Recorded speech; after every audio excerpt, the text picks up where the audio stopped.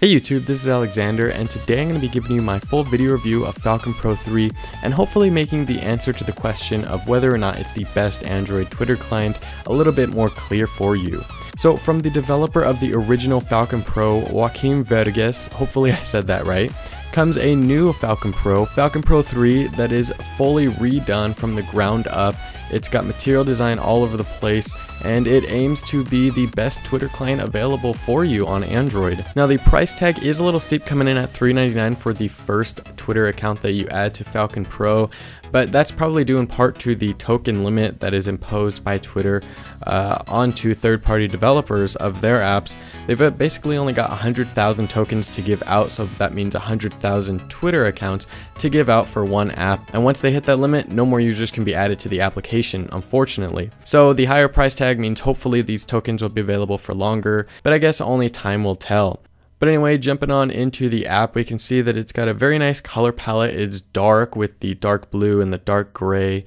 You've also got transparency down there in the nav bar, which is something that I like. It's very easy on the eyes. It's got tons of beautiful transitions and animations that basically scream material design, which is something that I love about Falcon Pro 3. Now, unfortunately, you don't have the option to change the theme or change the colors of the links or anything like that, but hopefully that is going to come in the future. For now, you're just kind of stuck with these colors here. But it's not really a big deal, I think, because, you know, they're pretty nice colors.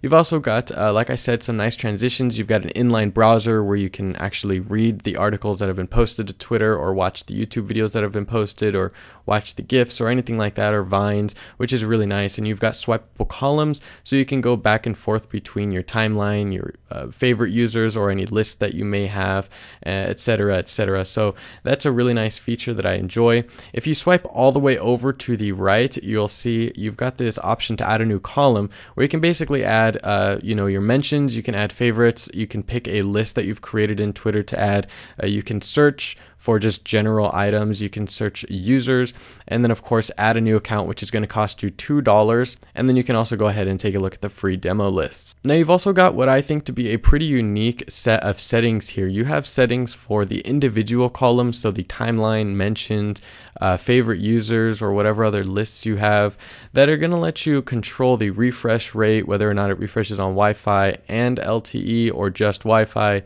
the cache size, notifications. So that's really nice. It allows you to control those types of settings for each column.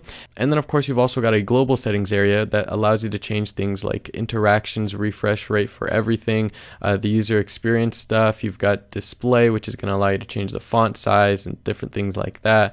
You've got the rate on Google Play, feature request, as well as bug report. So all that is hidden away in the global settings, but I think it's really nice how you can change the column settings and have that be separate from the global settings. Now another feature that's pretty unique to Falcon Pro 3 is the Smart Interactions Refresh. Basically what it's going to do is try to gauge how often you're opening the app, using it, refreshing, and then try to do all that stuff, well, refresh for you on its own using algorithms to determine how often you're doing that stuff.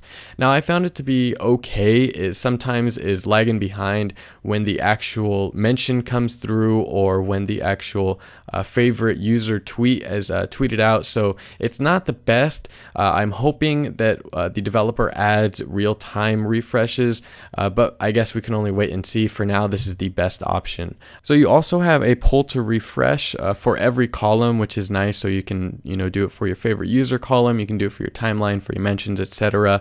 And you also have a pull out sidebar that's basically going to show you all of your interactions. So it's going to show you the number of retweets for a certain tweet, the number of favorites for a certain tweet. It's also going to show you who favorited and retweeted a tweet, as well as who tweeted at you. So there's all your stuff going on in this little sidebar, and then if you hit that check, all of them are going to be basically dismissed and cleared.